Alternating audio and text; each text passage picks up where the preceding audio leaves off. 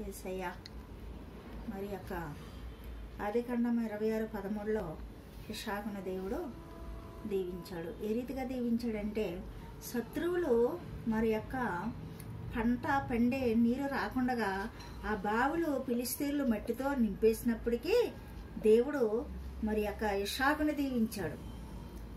నీకు విరోధముగా రూపంపడిన ఏ ఆయుధము కూడా వర్ధిల్లదని ఇస్సాకును మరి ఆ దేశమందున్న వాడై మరి విత్తనము వేసి ఆ సంవత్సరము 100 పంట పండించాను.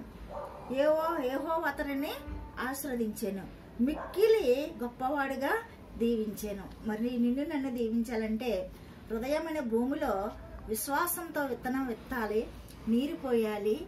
మరి నీరు పోసి ప్రార్థించినప్పుడు మరి ఇస్సాకును దీవించిన దేవుడు ఇస్సాకు పట్ల మరి అసూయపరులు ఫిలిష్తీయులు ఉన్నప్పటికీ ఆ బావులు మట్టితో నింపబడినప్పటికీ ఇస్సాకును దీవించాడు ఆయన ప్రార్థన ఆలకించి.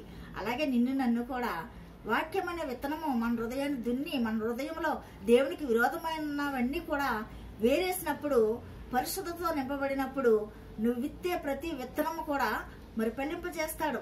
నువ్వు ప్రార్థించే ప్రతి ప్రార్థన కూడా జవాబిచ్చి నిన్ను నీ కుటుంబాన్ని దీవించే దేవుడు. ఆ రీతిగా మనము మన యొక్క విరోధుల పట్ల మనకి ఆయన విత్తనం విత్తి మన యొక్క పంటను ఫలింపజేసే దేవుడు. కాబట్టి మనము మనుషులు ఒక ద్వారం వస్తే దేవుడు 7 ద్వారాలు తెరిసే దేవుడు. కాబట్టి మనము పరిశుద్ధతగా ఉండి ప్రార్థించినప్పుడు మనలను దేవుడు ఫలింపజేస్తాడు. ఈ వాక్యం దేవుడు దీవించుగాక.